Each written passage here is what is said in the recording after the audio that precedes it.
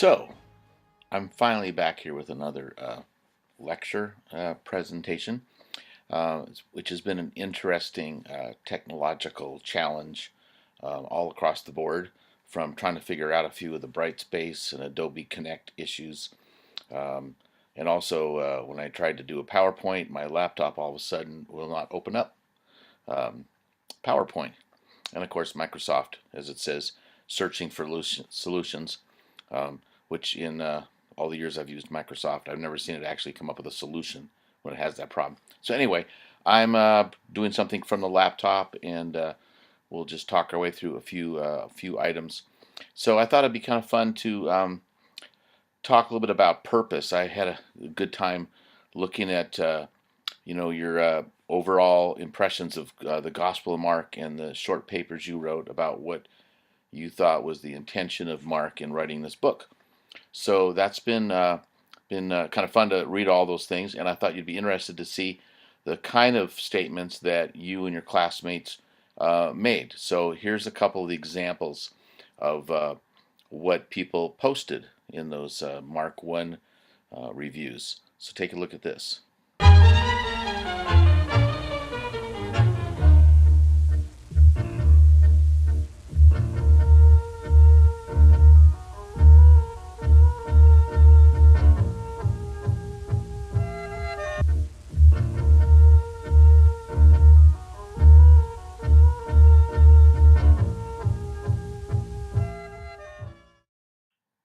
So pretty interesting, isn't it? How different everybody's thoughts are. Although there's always some common themes, of course, about who Jesus is and what Mark wants us to know about this amazing man who is God Himself.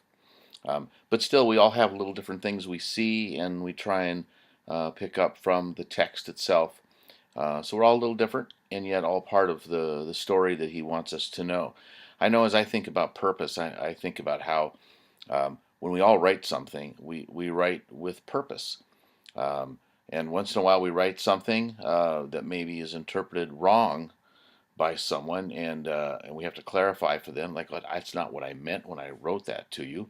Um, I know I'll do that sometimes with someone that I write a text or an email to, especially if it's some kind of a tongue-in-cheek comment, and then someone writes and says, "What was that about?" And I have to go right back and say, "No, that was a joke," or "That was, it's just being funny," and they don't get my purpose sometimes. When we look at something like the Gospel of Mark, I think we're sometimes we don't think about the purpose because we're just reading this scripture story, and we don't think about some of the deeper things Mark might wanted to have tried to convey. So, for example, I think about growing up at my church. We read the Gospels, of course, frequently, but we never thought in terms of the Gospels having different views of some things, some different angles. It never got talked about at my church. Growing up, we sometimes, I know as a kid, like anybody else, I probably wonder, like, well, why did it say that over in that passage? And no one really ever answered those questions because the idea was that, oh, Jesus' disciples, they just wrote down all these things for us. It wasn't until I was a seminary student that I was confronted with the idea that, well, every writer has some purpose in what they're writing. So they're certainly taking the stories that they know or have been passed down to them, and and then writing this up. But we never really thought about what the purpose was. So Mark has a purpose, and he's got an audience. Um, I'm as I look at the gospel early on, especially by chapter 4, 5, and 6. I'm intrigued by the response people have to Jesus as he demonstrates his power. So, for example, at the end of chapter 4, when they're out on the Sea of Galilee in a storm, the disciples had not seen him do something so dramatic. They had witnessed healing and issues about demon possession, but they had not seen something this dramatic. And so when he stills the storm, they're not just dancing on the in the boat there. Instead, they're terrified.